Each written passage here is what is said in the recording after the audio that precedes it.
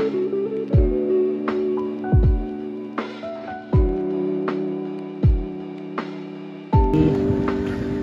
araw sa lahat. Nandito tayo ngayon sa City of General Trias, Cavite ng Bureau of Fire Protection kasama ang aking mga kagrupo.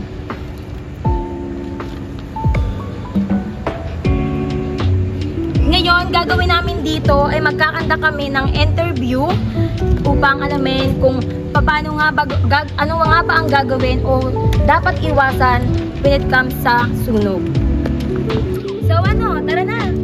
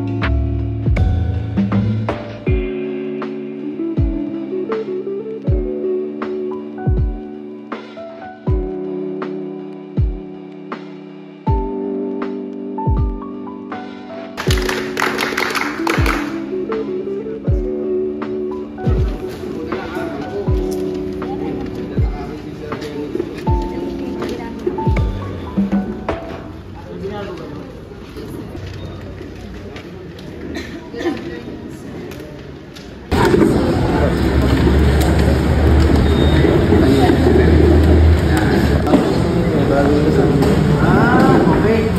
So, paano malalaman na sunog ay isang arson? Wala pala dito. Sabi natin yung isang arson. Kung meron silang may bigay na arson dito, may turo silang pagkakalito. Kasi talagang kami, wala kami alam kung may arson dyan wala. Hanggat di sila magsasabi. Or doon nalalabas yan during ocular inspection doon sa lugar, investigation, follow-up investigation sa lugar, may mga kita nga, mga bisiklaro natin na kanila ginagamit.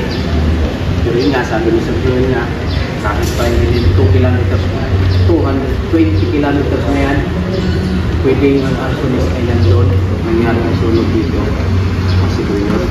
So yun ang ano dyan.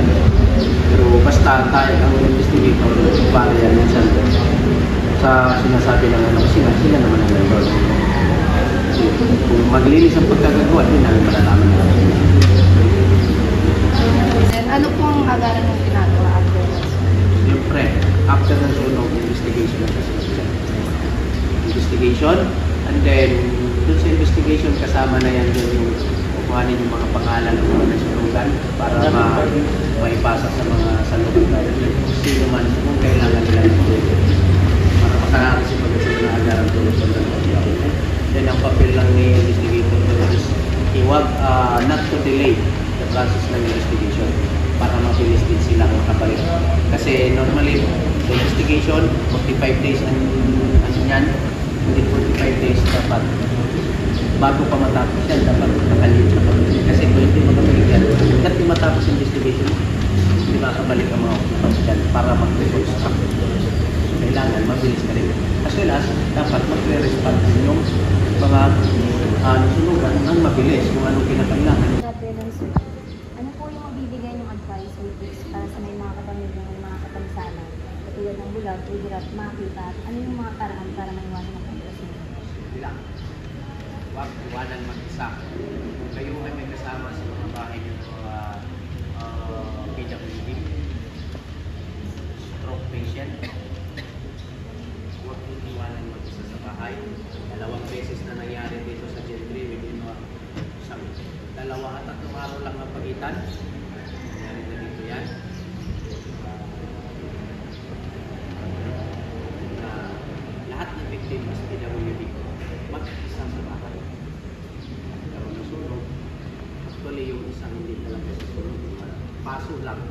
nasusunod siya.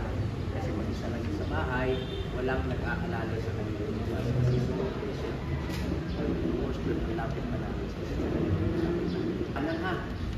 Kung iwanan nyo man, pagka wala na talaga kayo, dapat pag kumalik kayo doon, nakita nyo na baratay dapat kung siya. Iwanan. Sige. At kung magkasunod naman, ano yung mga dapat gawin para makalabas sila o sa anong paraan sila makakahingi ng tulong?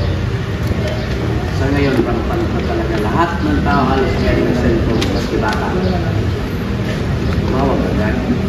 Ang gawain ng magulang dyan, ang gawain namin din dyan, paalam sa community kung ano yung contact number ng 05. At ang ano naman ng papel naman ng mga nasa komunidad is to save the number. Diba? Lagi naman kayo kasi gusto lagi ng TikTok. Alam ko ba ang number natin? Sino taga-Gentry? Sino mga taga-Gentry sa inyo? Sino ba? Yan. Alam nyo number ng Gentry?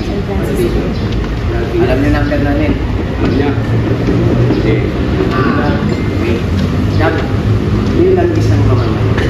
Para safe kayo. Alamin nyo lahat ang contact number ng mga emergency responders.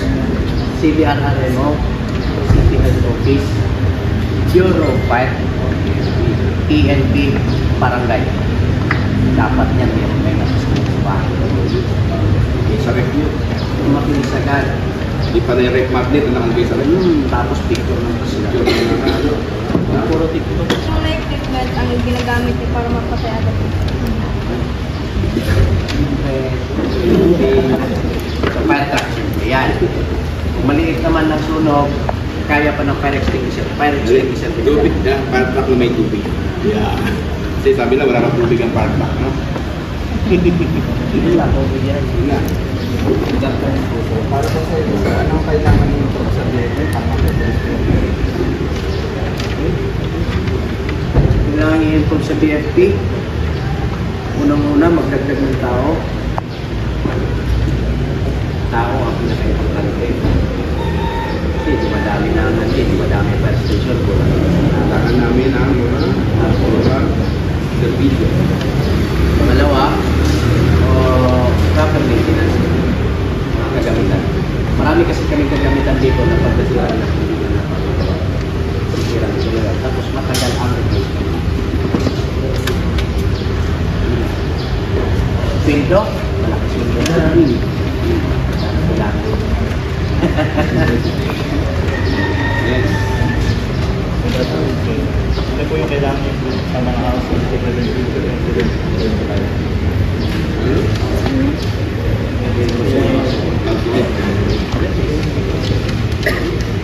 Tanong sa mga bahay community, komunidad, kahit sa barangay lang, sa barangay mag-disseminate. Awareness, post ka sa Facebook. Kaya may araw-araw kami post sa Facebook regarding fire safety. Pag nag-Facebook kayo, daanan nyo yun. Pag yun ang dumahan, basahin nyo muna bago nyo scroll up. Paano nyo na? Follow nyo agad. Kasi magagamit nyo yan. Pag nag-live kayo, mapapanood namin kayo. Kung kami ay nag-Facebook lang ha. Pero kung kami ay nagtrabaho, ay sorry. Next. Ano yung mga hindi naman masyado kailangan para mga prevention? Pero pag meron, kaya ay napaka-efficient. Hindi masyadong kailangan. Pero pag may sunog, fire extinguisher kasi maraming nagreklamo yan. Hindi kailangan kasi taon-taon nagre-recondition sila na hindi naman nila nagagamit. Kung din gamitin nyo, sunugin nyo bahay nyo para magamit yung relax nyo. Yun ang sabi nila, hindi daw siya importante talaga. Pero pag sunog, hinahanap nila. Yun. Kasi ayaw nilang gumastos ng 2,000, which is wala namang expiration yan. No, sabi mo na, nag-expire yan, bakit kayo nagpapa-recondition? Yun kasi yung nasa. Pero kung alagaan mo lang yan, maintain mo lang sa lahat, ay kabuti na ito. Gagamit mo lang. Kung yan ay personal use, nasa business, kailangan ko pag-use. Yun yung natin. Ay, magbigay ng FedEx bahay para sa bahay nyo. investment yan. Mabuti nyo ng 3 taon. Investment. Ngayon, kung talagang gusto nyo ipa-repair, mag-practice kayo. Mga kapatid nyo, kapitbahay nyo. Kunwari, sunogin nyo yung higaan nyo. Sino ba tayo may fire extinguisher? Sino? Kasang mahal. Paano ko tuturuan ko? Gusto ko pa naman sa naman. Kaya, sana yung meron. Kung sana yung meron, bibigyan pa nga. Paano yun sir eh? Pag sinunggin yung kapitbahay, aso na yun. Eh, sinusunod na yun mismo. Okay, next.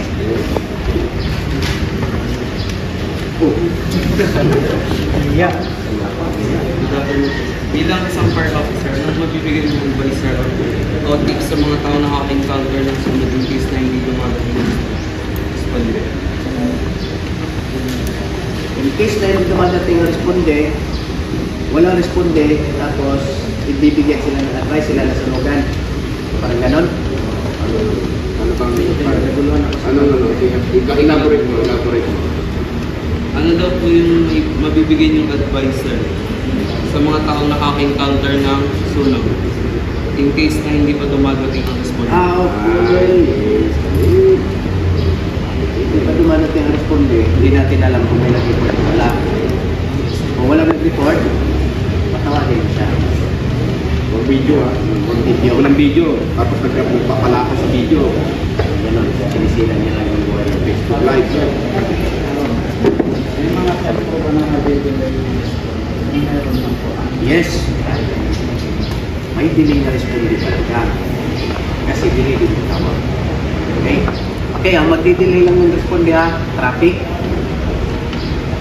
Then, mechanical. Defect ng fire truck.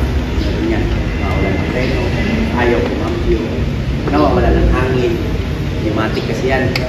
Hangin ang nagdadala dyan sa cambio, sa preno, sa bomba. Hangin ang nagdadala. So, pwede natin na problema. Nagkaroon ng mechanical defect. Delay. Pero delay man sa hindi ang responde, laging huli ang fire truck. Kailan nyo ba nakikita ang fire truck nandun na wala bago magkasunod? Wala, di ba? Kasi nga, fire truck yan. Fire truck bago truck. Sabihin ng dyan na ano, kung lagi huli yung ano. Kasi wala. Yan lang yun. Hindi kasi, kaya nga sabi nyo, ang yabang ng bubero pag nagtutulog mo, bilis. Kasi pag walang tulog, bagal-bagal yung chik-chik sa kayo. Parang na-chicks na kayo ng bubero. Next. Para sa amin po mga estudyante, ano po sa tingin ninyo kaya namin magawa para mapalaganap ang awareness of prevention ng sunog na accessible naman pero hindi lang ibigay ng pansin?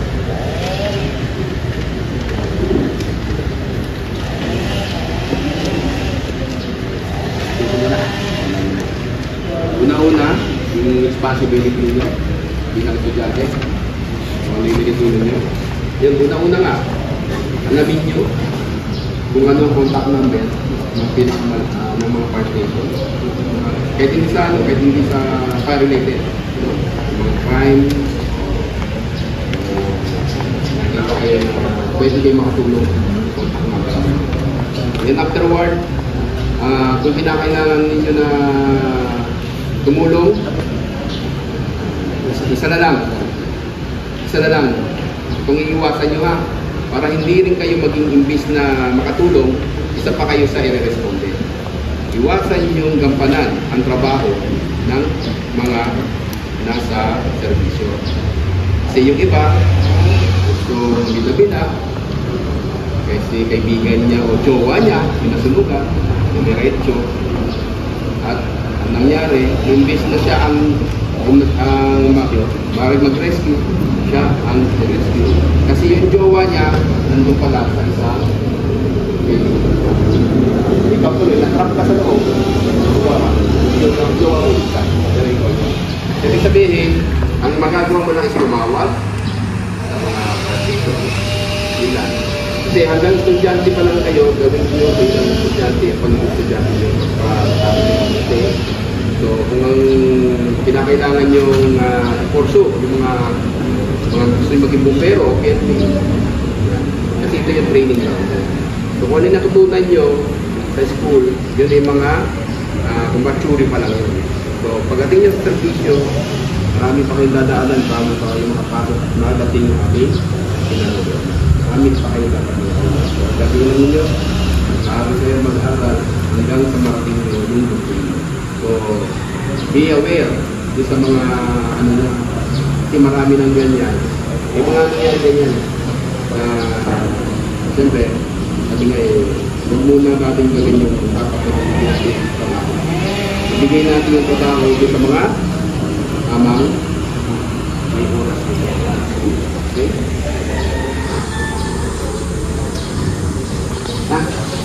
Company, da, palakpak!